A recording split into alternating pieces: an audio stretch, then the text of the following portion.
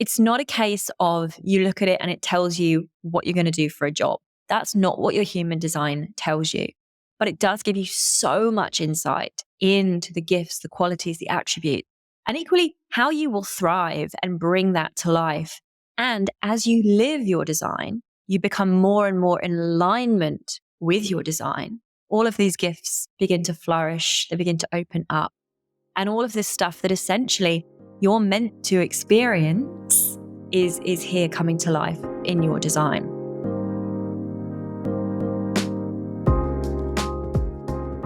Hey everyone, and welcome back to the Life by Your Design podcast. I'm your host, Michelle Boyd. I'm a master hypnotist, human design reader, and I'm here to help you play with convention, tap into your purpose, and live life by your design.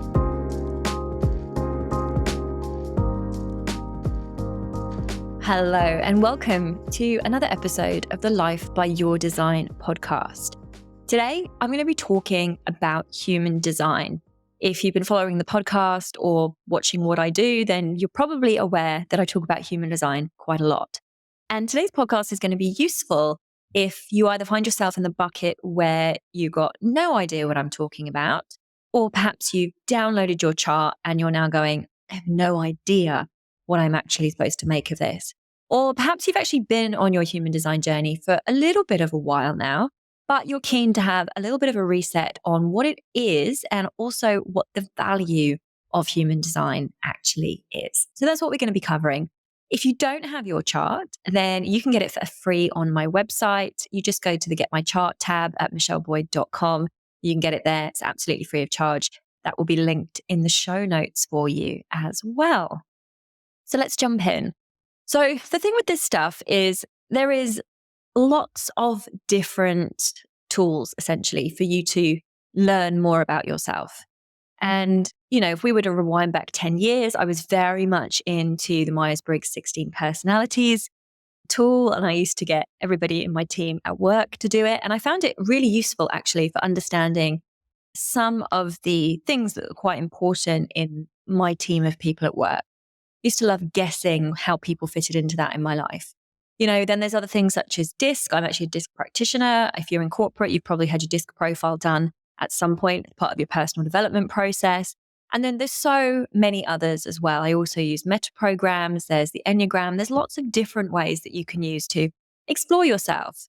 And from my point of view, I feel like as long as you're using these as a tool to build awareness, so it's just another lens through which to experience yourself and build awareness around who you are, the way you show up, the behaviors you have, etc., then that's a very useful tool.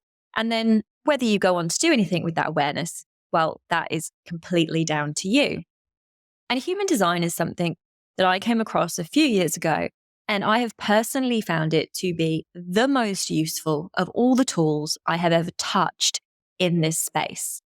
And one of the reasons for that is because human design is not your personality. It doesn't tell you your personality. It's not about your psychology. In fact, what it tells you is how you take energy in and how you move it around your body. It's your energetic blueprint of you here in this lifetime. We'll dig into that in a little while for you. But before we do that, let's talk about where human design actually comes from.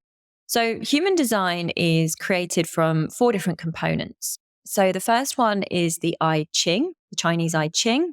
In English, it's known as the Book of Changes. And this is one of the oldest divination texts even in China. It's a real classic. And what it has in it is 64 hexagrams, which are used for guidance and decision making. And those 64 hexagrams correspond to the 64 gates that you will see in your human design chart. And you'll see those gates as little numbers that sit inside all of the shapes. Some of them will have a black circle around them. Some of them will not. That's the first place. The second part that actually makes up human design is the Hindu chakra system. And that is where the shapes or the centers that you see on your design come from. Then we have the Kabbalah tree of life, which provides the circuitry, which is essentially the lines that connect those shapes. And then the other component is modern astrology, which is, of course, what you need, your time and date of birth and place of birth to be able to get your chart. but also what you experience and what's activated and amplified through your chart will change depending on astrology. So they're kind of all the components that actually bring it together. It was created in 1992 by a guy called Raj Aruhu, who I believe his real name is Alan. It's Alan. But he wrote it under that name. So that's essentially where it comes from. If you're kind of wondering, how did you get this body graph that looks like it does? So then, if it's not your personality, if it's not your psychology, if it doesn't kind of say this is how you behave as such, then what about it is actually really useful? So I would answer that question by saying there's 3 things that I think human design can be really, really useful for. So if any of these resonate with you, you might want to start to explore it. The first one is to do with your energy. Because as I've said, it's your energetic blueprint. And what I mean by that is it's how you take in energy and how you move energy around your system and the type of energy that you actually have available to you. In your human design, there are 4 motors, and these particular motors have different types of energy that they move through. So some of this energy is a continuous flow of energy. Some of it is a pulsating energy. Some of it comes in waves, for example, and it's all a little bit different. We all have access to different types of this energy. So understanding what do you actually have available and how to work with it to get the best results, not end up burnt up, and be able to replenish your energy is really useful. And pretty much everybody you talk to, when you ask them how they are, they'll tell you they're busy, and a lot of people are very tired. And so understanding your energy, your energetic blueprint in terms of this can be hugely, hugely valuable, because we are not all the same, even though we sort of have an expectation that everybody turns up in the same way.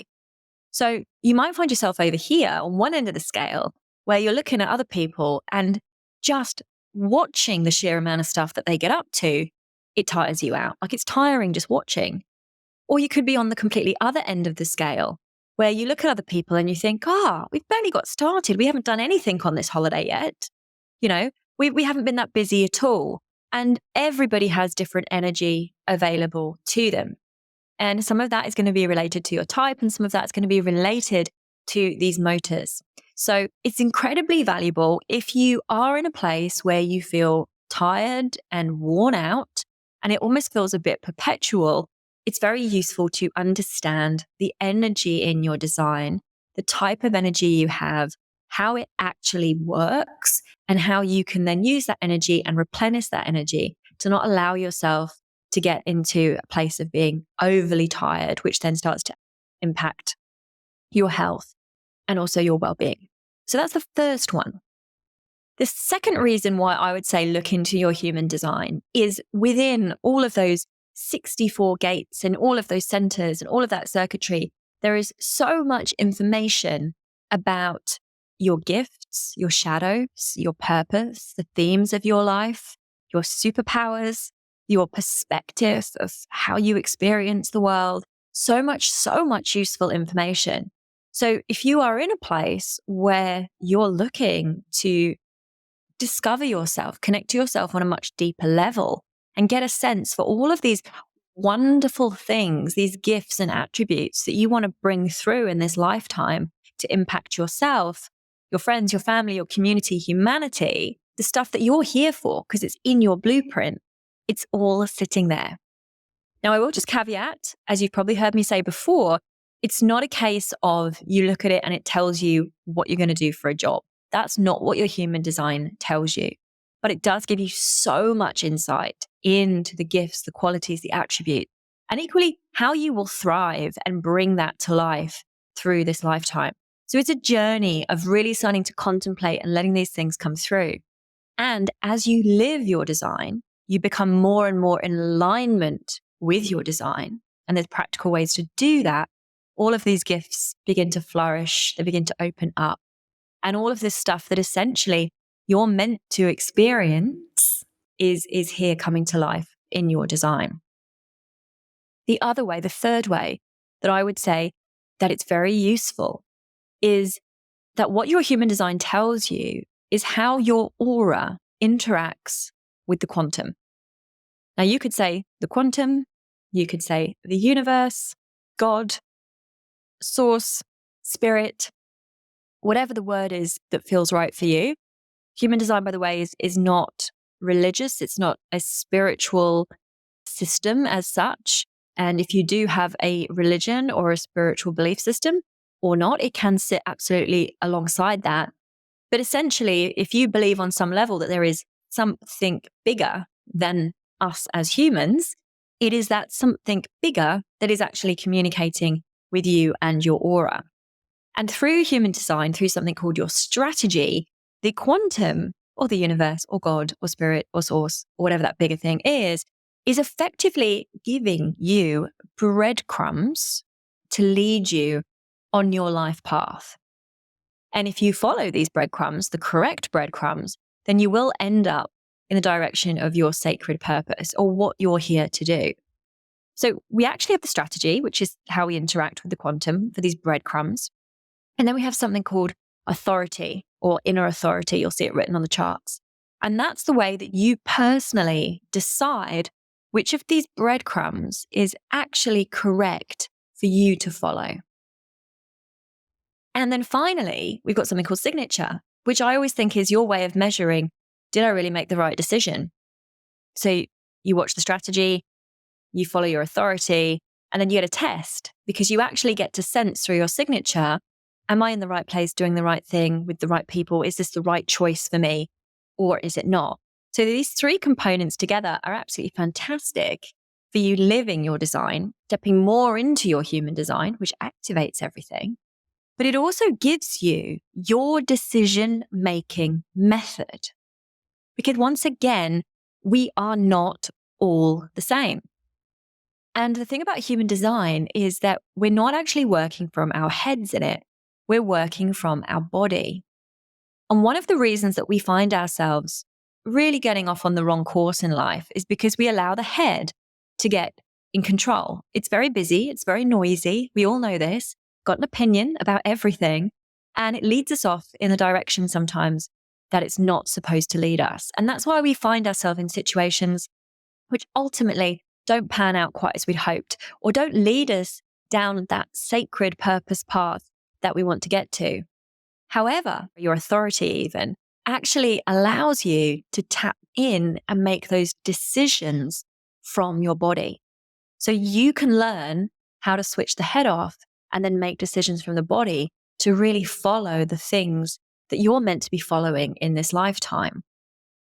And I'll give you an example of how this can sometimes play out, right? Because we're heavily conditioned by our heads and by what society expects us to actually do.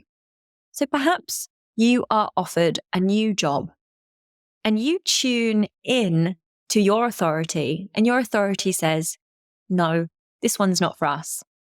However, your head jumps in and your head is saying things such as, we're going to take this job. It's a much better salary increase than we were expecting. You know, it's a jump up in authority. It's going to look really good on our CV. And you know that you wanted to get a mortgage. And so this is really going to help towards it. And so you override your inner authority. You let the head take over and you take the job. And then invariably what happens is down the line, when the novelty of that job has worked off, you realize, probably not supposed to be here. This probably wasn't quite the right decision. And a lot of the time, you know, people will say things such as, I want to get out of my head or my head is so noisy. But then when we get into, okay, how do you do that? That's where people get a bit stuck. But if you follow your authority, which is your body-based decisions, and it's specific to you, there's a number of them, but not everybody has the same one, then you can start to tune into your body. And this extends to your ability to tap into your awareness, your intuition, whether you call it your gut sensation or it's sort of a sixth sense as such. Because as well as having authority in your design, there's 3 awareness centers in human design. We have the spleen, the ajna, and the solar plexus. And they are centers through which we have awareness. We take that in. And again, this awareness can be really, really useful for you to bring in if you're trying to work out what is next for you. And so a lot of people are just in their heads going around in circles, can't work out what's next. You can't think yourself to something. And perhaps you need a little bit more information, or perhaps you need other knowledge and input that guides you in a safe way. And I've found this part of human design also really, really interesting because all of us are intuitive. All of us have these gut instincts. All of us have a sixth sense. It's just that some of us listen to it a little bit more frequently and more easily than others do. But you can start to get a sense through these 3 awareness centers of how that sort of information is coming into you. And I'd like to give you a couple of examples actually around what I mean by this and how if you can follow these sort of intuitive hits that you get, how incredibly valuable it can be. So if I tell you a story, this was almost 2 years ago. I may have scraped my car slightly. I can tell you that no other cars were hurt in this, just my pride. But anyway, I scraped my car and I took it in to get a quote here in Byron for it to be fixed, resprayed. Anyway, turns out it was a really big number and they were going to need my car for a week. So I'm just very aware that I don't know very much about cars. It's not one of my areas of expertise. And I wanted to get a second quote to make sure that I wasn't kind of being screwed. So I contacted a friend who'd lived in the area for a long time and said, hey, where could I take my car where they're going to give me a really, fair quote and they're not going to try and screw me? And so he provided me with this particular mechanic. Now, here's the thing. Shortly after this, my birthday was coming up and I was going to be going to Stradbroke Island with some girlfriends to celebrate my birthday. For those of you that aren't Aussies, Stradbroke Island is a beautiful island, a ferry ride off of Brizzy. So from where I live, it's kind of a 2.5 hour drive. You jump on the ferry, you shoot over, and it's a really nice couple of days away. Anyway, I knew that we weren't going to be taking my car. We were going to be going in a friend's car for this trip. And knowing that I actually needed to leave my car for a good week because I'd managed to scratch more than one panel, I thought, it makes perfect sense actually for me to drop my car in. There was lots of reasons, and I won't go into them all now on the podcast, why it made really good sense for me to drop that car in for it to be fixed while I went away to Stradbroke Island. However, I had a very specific one-off intuitive hit that simply said, don't take your car. It was very strong and it came just once, which is how the spleen tends to speak to us. Now, I always follow these things and I followed that. And what's interesting is that usually in these situations where often our authority jumps in or you will have some of these hits from some of your awareness centers, is that it often doesn't make sense. So the head wants to fight it. But if you can trust these things, it can keep you really safe and keep you on the right path. Because what actually happened was that weekend of my birthday, we had absolutely torrential rain here in the Northern Rivers of New South Wales. And when I say torrential rain, it actually was a disaster zone. It was absolute devastation. We had parts of the Northern Rivers that were under 18 meters of water. People lost their homes, sometimes their lives, their livelihoods. It was absolute and utter devastation in this area. And this rain happened over that weekend that I was away. It was the weekend that flooded the Northern Rivers around my birthday. And we actually drove back a bit early on the Sunday to make sure we could get down the M1. Now, I'm very lucky that my house is on a slight incline. So my driveway and my house didn't flood. However, the place where my car would have been had I dropped it in ended up being several meters underwater. And I would have absolutely lost my car. It would have completely drowned. It would have been unsalvageable. And this is one of those situations, I had no idea that was going to happen. I hadn't even checked the weather report for my birthday. I didn't even know it was going to be raining when I got this intuitive hit. But it was so strong, don't take your car, which is why it's so powerful, so powerful to follow these. Now, you don't always get to know that the choice that you made to follow your intuitive hit was right. For example, I've traveled all over the world on my own as a single woman to all sorts of places. And I've never, touch wood, ever had anything go wrong. I've never been attacked or mugged or anything unpleasant. Now, I do lots of sensible stuff, Like, for example, when I arrive in a new city, I never arrive after dark. So I never have to navigate changes and getting to hotels in darkness. Okay, maybe I wouldn't worry so much if I was going somewhere in Europe that I was familiar with, but certainly if I'm touching down in Delhi or, somewhere in Asia or South America, I always arrive in daylight. But what I also do is I really, really tap in to this intuition. And I've always found that when I travel and I'm walking around a city, I will get this. I'll get something that says, walk away, stay in this cafe, walk faster. All of that stuff comes through. And by following it, I seem to have always ended up quite safe. But of course, I never would have known what would have happened if I'd gone down the street or I hadn't left the cafe. I have another example for you, actually. I was in Istanbul just over 10 years ago, May 2013. It was one of my last trips in Europe before I got rid of everything and I moved to Australia.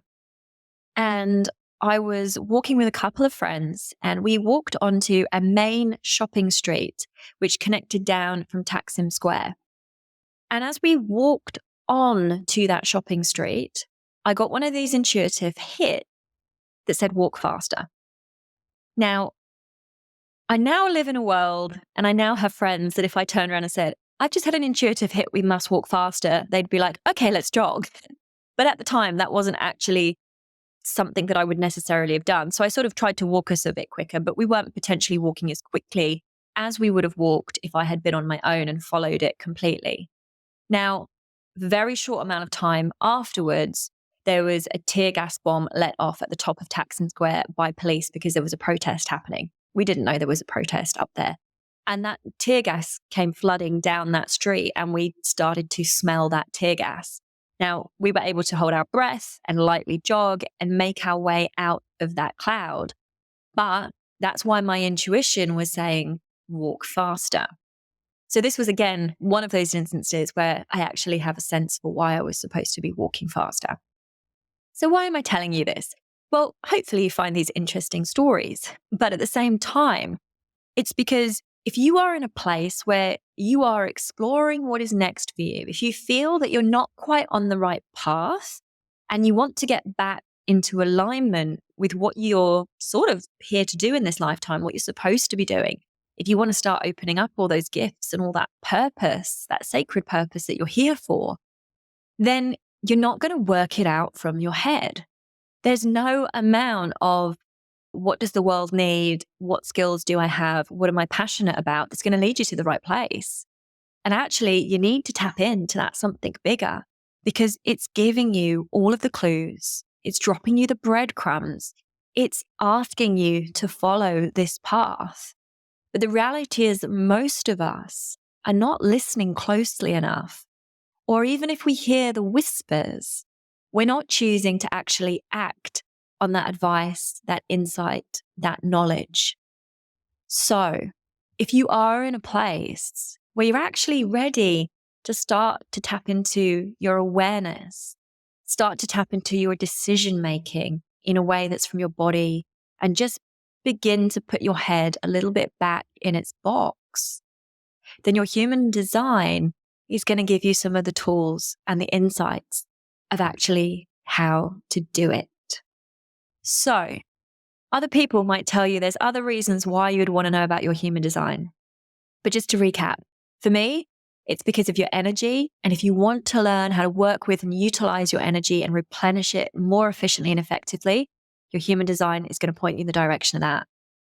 If you are in a journey of wanting to get to know yourself on another level, tap into your purpose, your gifts, your shadow, the themes of your life, the perspectives that you bring, that's in your human design. And then lastly, if you want to start making decisions from your body, building your awareness, your intuition, that sixth sense, and you want to be able to tune in to those breadcrumbs that the universe is actually sending you, your human design is going to practically show you how to do that and live your human design, which I think is all quite exciting, really. And I must say that since I have started working with my human design, I've completely changed my business model, so much stuff. It's been so insightful for me to actually understand also why I don't have this unlimited supply of energy available to me, and why honestly I see the world different to a lot of people. So it's hugely valuable. So then, if you're intrigued, what can you do? Well, as I said, you can get your chart free from my website. It's there. Just go to the Get My Chart tab. You can join me one-on-one. We can start with just a read of your chart, or we can work one-on-one to dive deep. And then in January, we have the Purpose Pathway launching, which is going to be the membership community where you can come in and really explore your purpose and all of the aspects that are going to impact your ability to connect to it with a group of people. All of those links are going to be in the show notes. I will be back next week. I do have a little favor to ask. If you have found this podcast valuable, then please do share it and send it on. And if you could go to whatever platform that you listen to podcasts on, if you could 5-star review, if you could follow, that would be hugely beneficial, as I would love to get this podcast out so that more people can hear it, use it, and hopefully find it useful. Anyway, I'm wishing you a wonderful rest of your day, and I will see you next week.